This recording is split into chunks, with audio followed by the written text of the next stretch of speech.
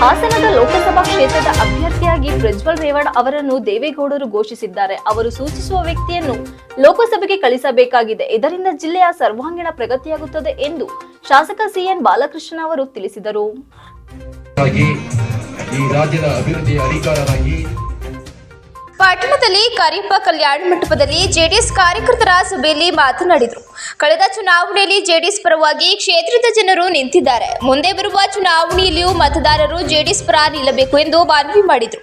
ಇದೇ ಸಂದರ್ಭದಲ್ಲಿ ಮಾಜಿ ಪ್ರಧಾನಮಂತ್ರಿಯಾದ ಎಚ್.ಡಿ. ದೇವೇಗೌಡ, ಮಾಜಿ ಮಂತ್ರಿಗಳಾದ ಎಚ್.ಡಿ. ರೇವಣ್ಣ, ಲೋಕಸಭಾ ಸದಸ್ಯರಾದ ಪ್ರಜ್ವಲ್ ರೇವಣ್ಣ, ಶಾಸಕ ಸಿಎನ್ ಬಾಲಕೃಷ್ಣ, ಮಾಜಿ ಶಾಸಕ ಲಿಂಗೇಶ್, ಜೆಡಿಎಸ್ ಮುಖಂಡರಾದ ಪರಮ ದೇವರಾಜೇಗೌಡ, ಸಿ.ಕೆ. ಕುಸುಮರಾಣಿ, ಮಮತಾ ರಾಜೇಶ್, ಅಂಬಿಕಾ ರಾಮಣ್ಣ, ನವಿಲು, ಹೊಸೂರು ಚಂದ್ರಪ್ಪ, ಎಸ್.ಪಿ. ಜಗದೀಶ್ ಸೇರಿದಂತೆ ಇನ್ನು ಮುಂತಾದವರು ಹಾಜರಿದ್ದರು.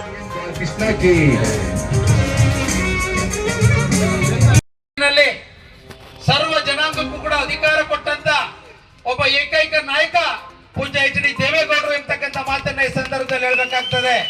ಇಲ್ಲಿ ಮಮತಾ ಮೇಡಮ್ ಅವ್ರು ಏನಾರು ಕೂತಿದ್ರೆ, ಮಾದೇವಮ್ಮ ಏನಾರು ಕೂತಿದ್ರೆ, ಇವತ್ತು ಬೋರ್ವೆಲ್ ನಾಗರಾಜಣ್ಣ ಅವರು ಇದ್ರೆ, ನಮ್ಮ ನಟರಾಜ್ ಅವರು ಕೂಡ ಇದ್ರೆ, ಇಂಥವೆಲ್ಲ ವರ್ಗದ ಜನರಿಗೆ ಇವತ್ತು ರಾಜಕೀಯ ಶಕ್ತಿ ಅಂತ ಏನಾದ್ರು ಸಿಕ್ಕಿದ್ರೆ ಅದು ದೇವೇಗೌಡರು.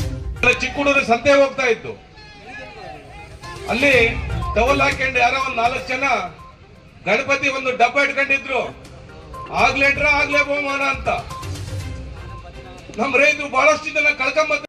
ನಾಗೇಶ್ ಅಣ್ಣ ಅವರು ಮಾಜಿ ಅಧ್ಯಕ್ಷರು, ಅವರನ್ನು ಸ್ವಾಗತ ಕೋರ್ತಾರೆ. ಚಿಕ್ಕೂರು ಬಸವಣ್ಣ ನಮ್ಮ PLD ಬ್ಯಾಂಕ್ನ ಮಾಜಿ ನಿರ್ದೇಶಕರು, ನವೋದಯ ಸಂಸ್ಥೆ ಅಧ್ಯಕ್ಷರು ಅವ್ರಿಗೆ ಮತ್ತು ಭೋಜಣ್ಣ ಅವ್ರ ಸೆಕ್ರೆಟರಿ ಅವ್ರಿಗೂ ಸ್ವಾಗತ ಕೋರ್. ಮುಖಂಡರಾದಂತ ಸುರೇಶ್ ಅವರು